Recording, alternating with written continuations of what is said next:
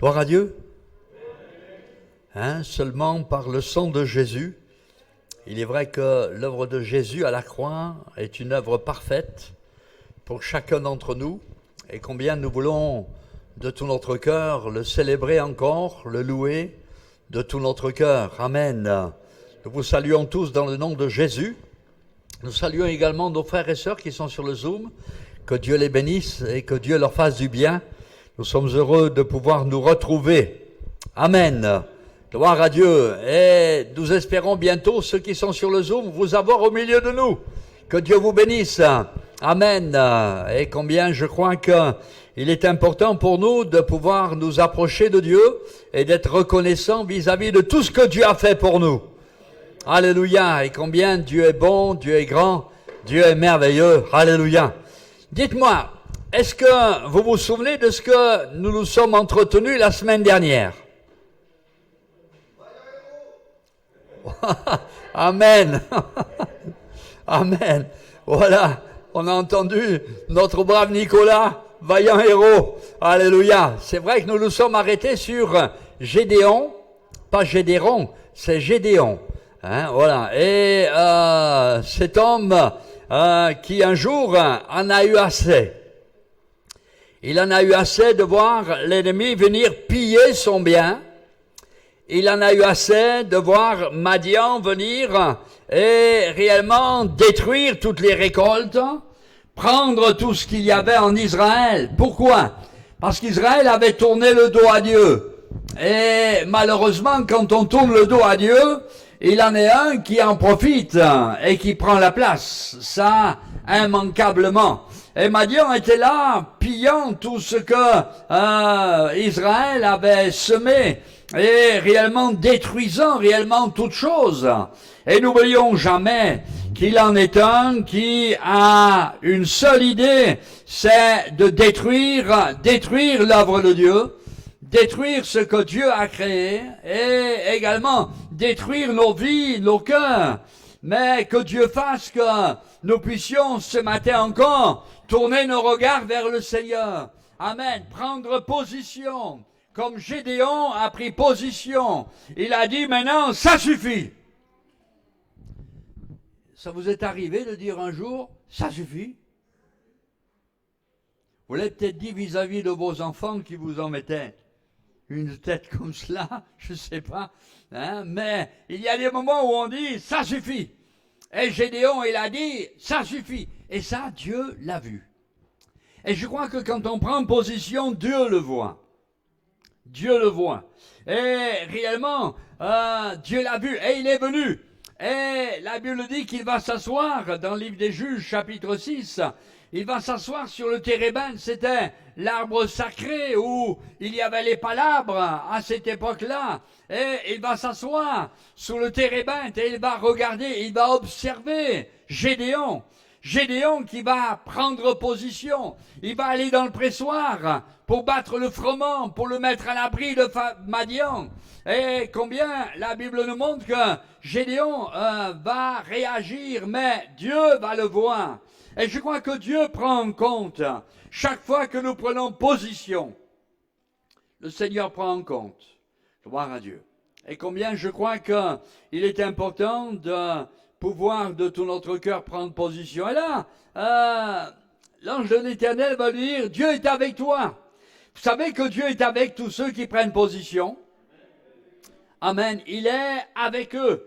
Amen. Et comme le dira l'apôtre Paul, si Dieu est pour nous, mais qui sera contre nous? Qui sera contre nous? Combien il est bon de savoir et d'être avec Dieu et de savoir que Dieu est avec nous. Amen. Et là, une question a été posée par Gédéon. Seigneur, mais si Dieu est avec nous, pourquoi? Il y a des pourquoi dans la vie. Pourquoi? Pourquoi toutes ces choses nous sont arrivées? Et il est vrai que Dieu avait envoyé quand même un messager, avait envoyé un prophète pour dire, voilà, il y a des choses qui clochent. Il y a des choses qui clochent. Vous vous êtes détournés du principal. Et vous vous êtes attaché à ce qu'il ne fallait pas s'attacher. Mais vous vous êtes détourné du principal. Et quand on se détourne du principal, automatiquement, ce qui est secondaire, malheureusement, arrive. Et l'ennemi est arrivé et a pris possession des choses. Et cet homme va dire, mais où sont les miracles? Il fait une crise de foi. Il fait une crise de foi. Non pas à cause du trop manger, de trop boire, mais il fait une crise de sa foi. Mais où sont les miracles? Et comme nous l'avons vu la semaine dernière, nous avons un Dieu qui n'a pas changé. Il agit toujours. Il œuvre d'une manière glorieuse et merveilleuse. Alléluia. Il opère des miracles encore. Béni soit Dieu. Et nous sommes témoins de ce qu'il fait et de ce qu'il accomplit dans les cœurs et dans les vies. Béni soit le Seigneur. Alléluia. Et nous pouvons le bénir, l'adorer, le célébrer. Que son nom soit béni. Amen. Amen. Et au milieu de nous, tant de miracles. Amen. Quand on pense à Virginie avec Hayden. Amen. Notre sœur ne pouvait pas avoir d'enfant, elle a un enfant. Amen. Gloire à Dieu. Amen. Quand on pense à Charlotte, qui pendant 20 minutes a perdu la vie, elle est revenue à la vie, et que les médecins pouvaient dire, il n'y a plus rien à faire. Béni soit Dieu. Alléluia. Et si nous pouvions compter encore, et quels sont ceux qui ont été l'objet de miracles au milieu de nous? Levez les mains. Amen, amen. Oh, les mains, voyez un peu, toutes les mains se lèvent. Béni soit Dieu pour ce qu'il fait, à lui soit la gloire. Où sont les miracles? Ils sont là. Amen. Et Dieu accomplit encore de grandes choses et des choses merveilleuses. Amen. Où sont les miracles? Et l'ange de l'Éternel va se tourner vers Gédéon. Et comme nous l'avons vu, l'ange de l'Éternel va lui dire, va avec la force que tu as et délivre Israël. Va avec la force que tu as. Tu as eu la force de réagir. Tu as eu la force de prendre position. Maintenant, on va plus loin. Et Dieu va se servir de lui. Dieu ne va pas lui dire, je vais faire, tu vas voir. Non. Il va lui dire, toi, tu vas faire. Toi, tu vas faire. Et ça me rappelle cette parole que Jésus va dire, vous ferez les choses que j'ai faites. Ah, quand même. Alléluia. Vous ferez les choses que j'ai faites et vous en ferez de plus grandes. Béni soit Dieu. Alléluia. Et Dieu va dire à Gédéon, maintenant, c'est à toi d'agir. Va avec la force que tu as. Et je te dirai ce matin, va avec la foi que tu as. Parce que la foi est une force extraordinaire. Est une puissance de Dieu extraordinaire. Amen. Elle nous amène réellement à voir la gloire de Dieu, à voir la puissance de Dieu se manifester. Que Dieu soit béni. Va avec la force que tu as. Va avec la foi que tu as. Amen. Et Dieu va se glorifier au travers de toi. Béni soit le nom du Seigneur. Amen. Mais la Bible nous montre au verset 17, et ça va être l'autre propos ce matin, au verset 17, il est écrit ce verset magnifique. Gédéon lui dit, si j'ai trouvé grâce à tes yeux, donne-moi un signe pour montrer que c'est toi qui me parles. Et la Bible nous montre que Gédéon va dire, si j'ai trouvé grâce à tes yeux. Vous avez remarqué ce matin que la plupart des chants étaient inspirés de Dieu et nous parlaient de la grâce de Dieu. Merci Stéphane pour ta sensibilité à Dieu. Amen.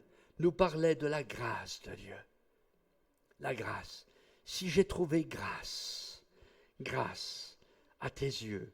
La grâce, c'est une faveur de la part de Dieu imméritée.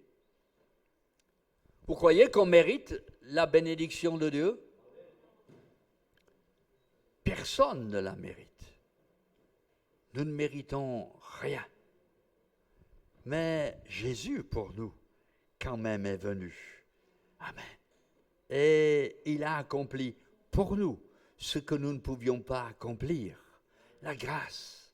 Ce matin, il y a des années en arrière, quand on parlait des années qui passaient, on parlait et on disait, nous sommes, et je vais peut-être prendre cet exemple, nous sommes en l'an de grâce 2021. Ça va bientôt terminer, on va passer au 22. Mais ce sera toujours la grâce. Nous sommes en l'an de grâce 2021. Alléluia. Et nous allons bientôt entrer dans l'an de grâce 2022. Depuis que Jésus est venu, la grâce de Dieu est venue. Alléluia. Et par elle, elle a atteint tous les hommes. C'est l'apôtre Paul qui pourra dire dans l'épître de Tite, chapitre 2, verset 11, la grâce de Dieu, c'est la source de salut pour tous les hommes. Amen. Elle a été manifestée à la croix. Béni soit Dieu. C'est la grâce de Dieu pour le salut de tous les hommes. Tous sont compris. Amen. Tous sont visés. La grâce de Dieu, elle est pour chacun d'entre nous. Béni soit le nom de Jésus. Alléluia. Et Gédéon va réaliser la grâce. Et il va dire, mais Seigneur, si tu me fais grâce, je voudrais avoir un signe. Et pourquoi a-t-il un moment de doute? Non.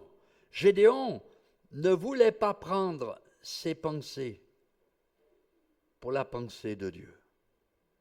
Gédéon ne voulait pas se tromper vis-à-vis de ce qu'il était en train de vivre. Il voulait réellement que ce qu'il entendait de la part de l'ange de l'Éternel soit réellement pour lui marquant dans son cœur. Et il va dire, montre-moi un signe, donne-moi un signe. Et la Bible nous montre que Gédéon ne voulait pas prendre sa pensée pour la pensée de Dieu. Il y a combien de gens qui se disent prophètes, ceci, prophètes, docteurs, j'allais dire vétérinaire, non. Et toutes sortes d'hommes et de femmes qui prennent leur pensée pour la pensée de Dieu. Mais Gédéon ne voulait pas prendre, il ne voulait pas se tromper. Il ne voulait pas se tromper, mais réellement partir avec la pensée de Dieu, avec la direction de Dieu, avec la bénédiction de Dieu. Et nous ne voulons pas prendre nos pensées pour les pensées de Dieu, mais nous voulons réellement recevoir la pensée de Dieu et réellement la vivre pour et avec le Seigneur. Amen. Montre-moi un signe. C'est l'apôtre Jacques qui pourra dire mettez en pratique la parole de Dieu. Ne vous bornez pas à l'écouter en vous trompant vous-même par vos faux raisonnements. Et on peut se tromper. On peut se tromper. Et que Dieu fasse que nous puissions réellement être comme Dieu veut que nous soyons, les uns les autres, que Dieu soit béni. Et Gédéon va trouver grâce devant Dieu. Et la Bible nous montre que Dieu va faire quelque chose. Et la Bible nous montre que Gédéon va dire dans ce verset 17, « Donne-moi un signe pour me montrer que c'est toi qui me parles. Ne t'éloigne pas d'ici jusqu'à ce que je revienne auprès de toi, que j'apporte mon offrande et que je la dépose devant toi. » Et l'Éternel va lui dire, « Je resterai jusqu'à ce que tu reviennes. » Rendez compte quand même? Je ne sais pas si vous vous rendez compte un peu. Mais Gédéon va dire, je vais aller préparer une offrande. Ne t'éloigne point d'ici. Et Dieu va lui dire, je vais rester jusqu'à ce que tu reviennes. Il va prendre le temps. Parce que si vous réalisez un peu, allez chercher le chevreau. Le tuer, le préparer des pains sans levain. Je regardais dans certains commentaires bibliques, il a pris 30 kilos de farine. Waouh! Mes sœurs, quand vous préparez le repas, 30 kilos de farine, ça vous dit quelque chose? Il a pris 30 kilos de farine, il a préparé des pains sans levain, il a préparé ses pains, il a préparé son chevreau. Ça a demandé du temps, et Dieu l'a attendu. Il a attendu jusqu'à ce qu'il revienne. Le Seigneur est patient, hein? Et il attend que nous aussi, nous allions jusqu'au bout des choses. Nous allions jusqu'au bout des choses. Et il est vrai qu'en réfléchissant sur ce verset, la Bible nous montre que Josué va faire une offrande à Dieu. Et l'offrande qu'il va faire à Dieu, il ne va pas aller chercher une brebis boiteuse. Il ne va pas aller chercher une brebis qui est sur le point de mourir, qui ne lui servira à rien.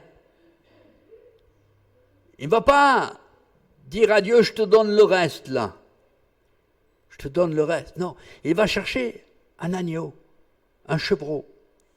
Un chevreau, c'est réellement quelque chose de particulier parce que ce chevreau, c'était la promesse de voir cette bestiole grandir, forcir, et c'était pour lui, pour plus tard, un gain. Mais il va dire ça, c'est pour Dieu. C'est pour Dieu. Je veux donner le meilleur à Dieu. Je ne veux pas donner le reste. Je ne veux pas donner ce qui est vil. Je ne vais pas donner la brebis qui est boiteuse. Je ne vais pas donner celle qui est sur le point de mourir parce qu'elle ne me servira à rien. Je veux donner le meilleur. Le meilleur. Je veux l'apporter à Dieu.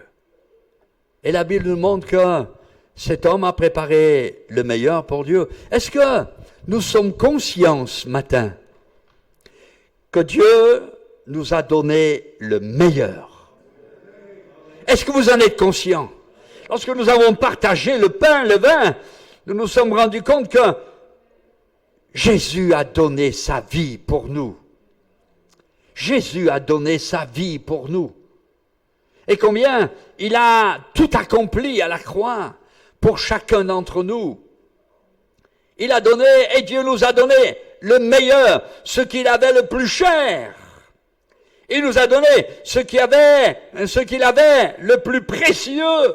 Son propre Fils, il l'a donné, afin que quiconque croit en lui ne périsse pas, mais ait la vie éternelle. Béni soit Dieu. Et il nous a donné le meilleur. Et nous, on lui donnerait le rebut. La Bible nous montre que cet homme est allé chercher le meilleur pour l'offrir à Dieu. Il va le préparer. Et il va l'amener à l'ange. Et la Bible nous montre que, au verset 20, la Bible nous dira que l'ange va lui dire, prends la chair, le pain, sans le vin, et pose-le sur ce rocher. Et combien ce que nous apportons à Dieu, ce rocher, c'est l'image de Jésus. C'est l'image de Jésus. Nous apportons notre offrande au Seigneur. C'est à lui que nous la donnons. C'est pour lui, pour son œuvre, pour que réellement son nom soit glorifié. Amen. Et la Bible nous montre que l'ange veut dire, pose-le sur ce rocher. C'est à cause de Jésus, sur Jésus, par Jésus, que nous apportons ce que nous avons mis à part. Mais je crois que c'est quelque chose de particulier que le Seigneur nous montre encore ce matin, que Dieu nous donne de pouvoir le réaliser. Mais que Dieu nous donne de pouvoir réaliser bien plus que cela. La Bible nous parle dans le Nouveau Testament de ces Macédoniens dans l'Épître aux Corinthiens, dans la deuxième aux Corinthiens, dans le chapitre que je me retrouve dans mes notes. Voilà, dans la deuxième aux Corinthiens, certainement que vous le verrez s'afficher. Hein, l'apôtre parle dans le chapitre 8, dans le chapitre 8 de l'Épître aux Corinthiens, la Bible nous parle des Macédoniens. Ces Macédoniens qui ont donné selon leur cœur. Mais la Bible nous dit qu'ils se sont d'abord donnés eux-mêmes. Ils se sont donnés eux-mêmes à Dieu. Et je crois que le plus grand sacrifice que le Seigneur attend, c'est que nous puissions nous donner nous-mêmes à Dieu. Puissions lui donner notre vie. Il nous a donné la sienne, que nous puissions lui donner notre vie et la mettre sur l'autel. Dire, Seigneur, je te consacre ma vie.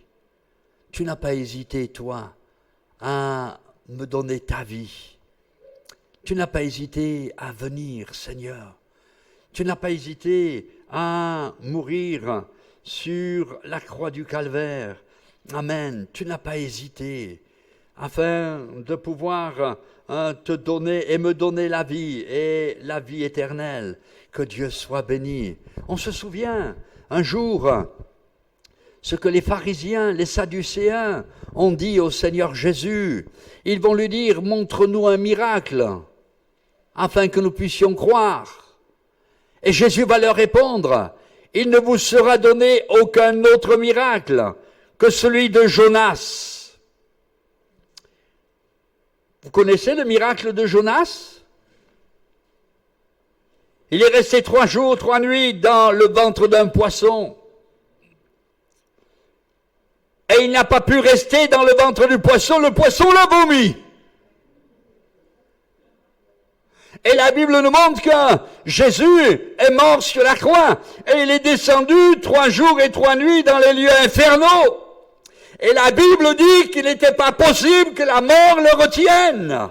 Mais Christ est ressuscité. Alléluia. Il est sorti vainqueur du tombeau. Il est sorti vainqueur de la mort. Amen. Et plus, quand il était dans ces lieux infernaux, la Bible nous dira qu'il est allé prêcher aux esprits qui étaient en prison. Amen. Et la Bible nous montre que quand Jésus est ressuscité, plusieurs de corps des saints sont ressuscités avec lui. Béni soit Dieu. Amen. La mort a été vaincue. Béni soit le Seigneur. Et combien je veux le proclamer encore ce matin, haut et fort, que Christ a vaincu la mort. Il a vaincu l'auteur de la mort. Il a vaincu l'auteur de la maladie. Il a vaincu l'auteur de celui qui veut rendre le monde malheureux. Il a vaincu l'ennemi. Béni soit Dieu. Il a triomphé de lui. Amen. Amen. Il l'a livré en spectacle, en triomphant de lui. Amen. Lorsque nous nous rendons compte que vis-à-vis de la mort du Seigneur, la Bible dira qu'il y a eu des ténèbres sur toute la terre. Comme si l'ennemi commençait à dire, j'établis mon royaume maintenant. On a éteint la lumière. Ils ont tué celui qui se disait la lumière du monde. Ils ont éteint la lumière. Maintenant, c'est les ténèbres qui arrivent. Mais dans le prophète Ésaïe, il est écrit, les ténèbres ne régneront pas toujours, mais la lumière jaillira. Amen. Et si l'ennemi croyait installer son royaume, béni soit Dieu, Christ a vaincu la mort. Amen. Et les ténèbres ont été vaincues. Béni soit Dieu. Christ est ressuscité. Que Dieu soit loué. Et la Bible nous montre que le Seigneur s'est glorifié d'une manière merveilleuse. Que Dieu soit loué. Montre-nous un miracle. Il ne vous sera donné aucun autre miracle que le miracle de Jonas. Et gloire à Dieu. Christ est descendu dans les lieux infernaux, mais il en est sorti vainqueur. Amen. Vainqueur, plus que vainqueur, sur la puissance des ténèbres. À lui soit toute la gloire. Et je veux proclamer encore aujourd'hui, haut et fort, que Jésus sauve. Amen. Que Jésus délivre. Amen. Que Jésus guérit. Amen. Que Jésus baptise de son esprit, nous allons le voir. Amen. Gloire à Dieu. Mais également que Jésus revient bientôt pour nous prendre avec lui. Alléluia. Et quelle gloire, quelle grâce de savoir qu'un jour Jésus reviendra. À lui soit la gloire. Amen. Et la Bible nous montre que Gédéon va déposer toute son offrande sur le rocher. Et la Bible nous montre que l'ange va toucher du bout de son bâton cette offrande, et le feu va sortir du rocher et va embraser cette offrande. Et combien je crois que c'est un peu l'image que le Seigneur veut nous faire vivre. C'est un peu ce qu'il a dit. Jean vous a baptisé d'eau, mais celui qui viendra, il vous baptisera du Saint-Esprit et de feu. Amen. Et combien je crois que lorsque nous nous offrons nous-mêmes à Dieu, amen, lorsque nous nous donnons nous-mêmes à Dieu, alors c'est le feu de Dieu qui vient descendre sur notre vie. Amen. Vous recevrez réellement une puissance. Le Seigneur dira, vous serez mes témoins. Que Dieu soit béni. Et quand le Saint-Esprit vient, il consume tout ce qui n'est pas à la gloire de Dieu. Amen. Et il nous amène de victoire en victoire. Que Dieu soit béni. Amen. Et combien je crois que la promesse du Seigneur est toujours la même. Que Dieu soit loué. Amen. Il baptise encore du Saint-Esprit. Amen. Et il nous revêt réellement de cet esprit de force, d'amour et de sagesse, afin que nous puissions marcher dans ce monde réellement un vainqueur. Béni soit Dieu, mais également en témoin de ce que Dieu fait, de ce que Dieu est capable de faire. À lui soit la gloire. Amen. En témoin vis-à-vis de ce monde qui malheureusement se perd, et que Dieu fasse que nous puissions devenir des repères vis-à-vis de tous ceux qui se perdent. Amen. Que nous puissions être ces hommes, ces femmes qui rendent témoignage vis-à-vis de la gloire, de la puissance et de la grandeur de Dieu. Dieu veut t'enflammer ce matin. Amen. Dieu veut faire descendre son feu sur ta vie afin de t'enflammer. Amen. De créer en toi cette flamme extraordinaire qui va glorifier Dieu. Béni soit le nom de Jésus. Amen. Gloire à Dieu. Le jour de la Pentecôte, ils furent tous remplis du Saint-Esprit. Des langues semblables à des langues de feu descendirent sur les uns sur les autres. Et ils se mirent à parler en d'autres langues, selon que l'Esprit leur donnait de s'exprimer. Je me souviens de plusieurs expériences que nous avons pu faire, et notamment un jour dans cette église de Montélimar, alors que, saisi par Dieu, je me suis mis à parler dans d'autres langues.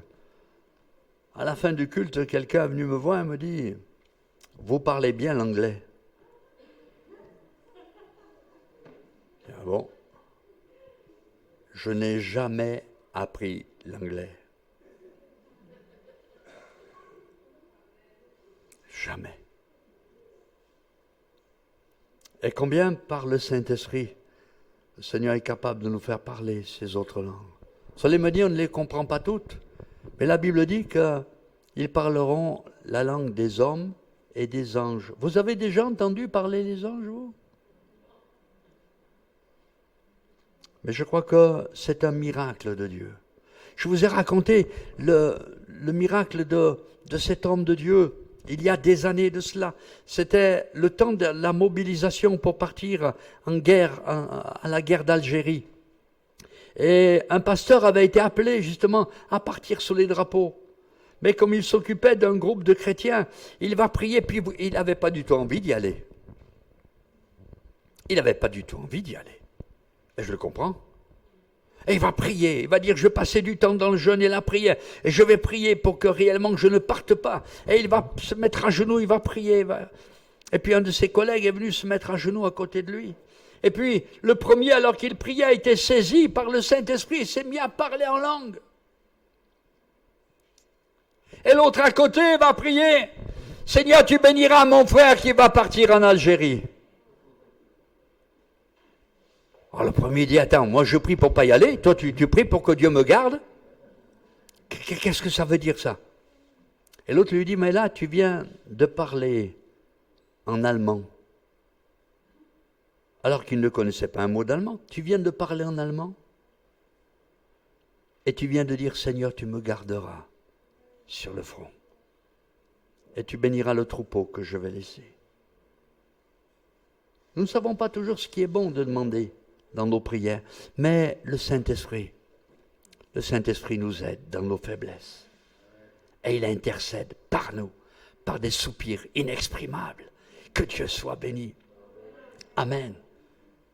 Le Saint-Esprit est là pour nous aider les uns les autres, nous rendre forts devant l'adversité, mais également nous aider dans la prière, nous aider dans le témoignage, nous aider et nous donner la force dont nous avons besoin au moment où nous en avons besoin. Que Dieu soit béni, que Dieu soit loué. Le feu est descendu sur cet holocauste. Que le feu descende sur ta vie.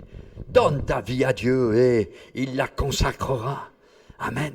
Donne ta vie à Dieu et réellement l'Esprit de Dieu te saisira d'une manière particulière. Que Dieu soit béni. Alléluia. Et il fera son œuvre dans ta vie, dans ton cœur, dans ton être tout entier. Que Dieu soit béni. Amen. Mais ne lui dis pas, Seigneur, je viendrai ou je te servirai s'il me reste du temps.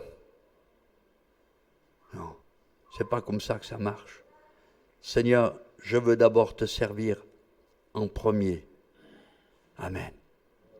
Et après, je verrai pour le reste. Il y a une grande leçon qui nous est donnée au travers de Marthe et de Marie. Vous vous souvenez de ce texte? Marthe et Marie ont reçu Jésus dans leur maison. Et comme je le dis souvent, quand Jésus arrivait, il arrivait avec les 12, donc ils étaient 13 à la douzaine. Il leur envoyait pas un télégramme, ça n'existait pas. Le portable, il n'y en avait pas. Allô, j'arrive! Non. Il arrivait. Et quand Marthe les a vus arriver, il dit « Waouh !» Elle s'est mise à son fourneau. Et Marie, elle, va s'asseoir aux pieds de Jésus. Elle va recevoir la parole de Jésus. Et Marthe va être un peu désolée. Et elle va faire un reproche au Seigneur. Et elle va lui dire « Seigneur, cela ne te fait-il rien que ma sœur me laisse toute seule là pour travailler, pour préparer. Vous êtes venus 13 quand même. Hein, c'est quand même quelque chose. Hein. Faut le faire. Hein. Et ma sœur, elle est là et elle fait rien. Cela ne te fait-il rien? Et Jésus lui dit, Marthe, tu t'agites, tu te remues pour beaucoup de choses. Croyez pas qu'on s'agite et on se remue pour beaucoup de choses et on oublie simplement de faire passer le Seigneur en premier. Et quelqu'un a fait remarquer un jour, si elles étaient venues toutes les deux au pied du Seigneur, elles auraient après été toutes les deux pour préparer. Mais Marthe se retrouve toute seule parce qu'elle a cherché à être toute seule. Que Dieu fasse que l'on fasse passer le Seigneur en premier. Et que nous puissions réellement, de tout notre cœur, lui dire, Seigneur, toi d'abord.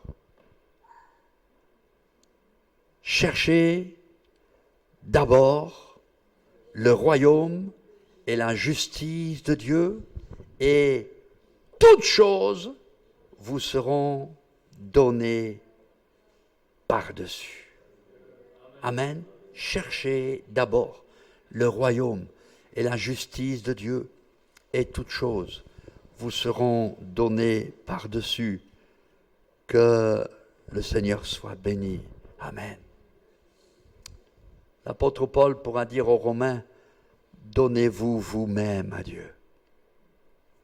Un jour, quelqu'un m'a dit, j'attends que Dieu me saisisse.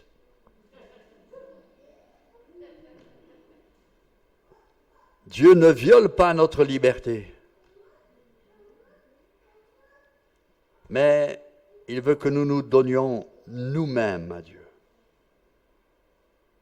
Donne-toi toi-même à Dieu, et le reste, il le fera. Alléluia, il le fera, il agira, et il fera son œuvre d'une manière glorieuse. Amen. Cherchez d'abord le royaume, la justice de Dieu, et tout le reste vous sera donné par-dessus. Que Dieu soit béni. Amen. Ce matin, donnons notre vie. Amen. Que toute notre vie. Il y a quelque temps de cela, je vous rappelais ce que je vous avais expliqué un jour. J'ai lu dans un livre un brave frère américain qui s'est converti. Et en se donnant à Dieu, il a dit, attends Seigneur, si je me donne à toi, que va dire ma femme? Tu as une femme? Donne-moi ta femme. Il dit, oui, mais Seigneur, si je te donne ma femme, et mes enfants alors? Tu as des enfants? Donne-moi tes enfants. Mais Seigneur, mais si je te donne tout et la maison, tu as une maison?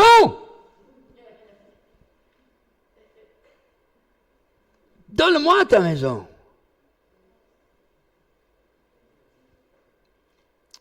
Et à un moment donné, Dieu va lui dire, maintenant je te fais gestionnaire de tout le reste. Mais c'est moi le propriétaire.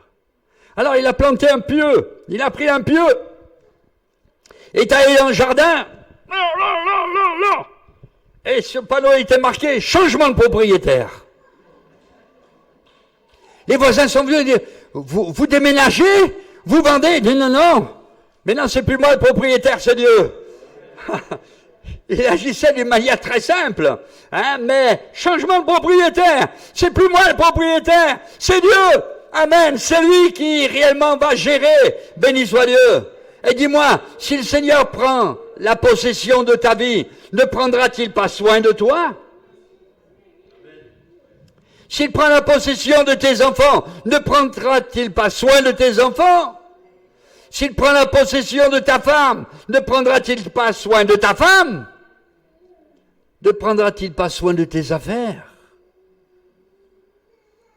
Donne-toi toi-même à Dieu, volontairement, de tout ton cœur.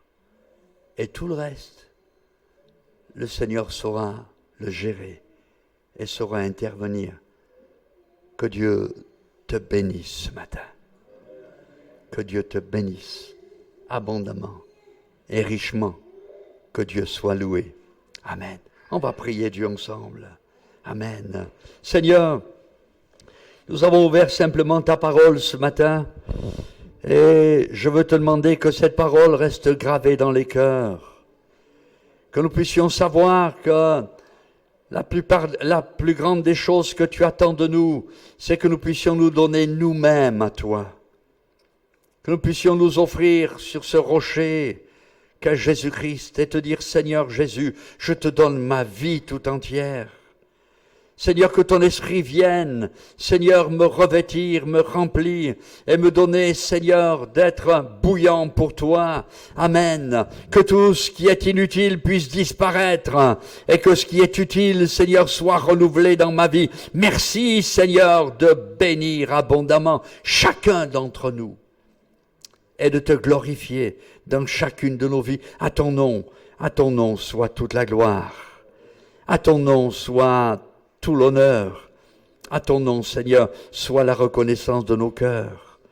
Au nom de Jésus-Christ, notre Sauveur. Amen. Amen. Amen. Amen. Et je veux dire, pour ma part, Amen à ce que nous avons partagé. Parce que je crois que c'est là ce que Dieu désire pour chacune de nos vies. À son nom soit toute la gloire. Béni soit Jésus. Amen. Il n'y a pas eu beaucoup d'amen. Hein? Ah bon, gloire à Dieu. Amen. Béni soit le Seigneur. Amen. Voilà, eh bien, on va vous faire quelques informations, vous donner quelques informations. Donc,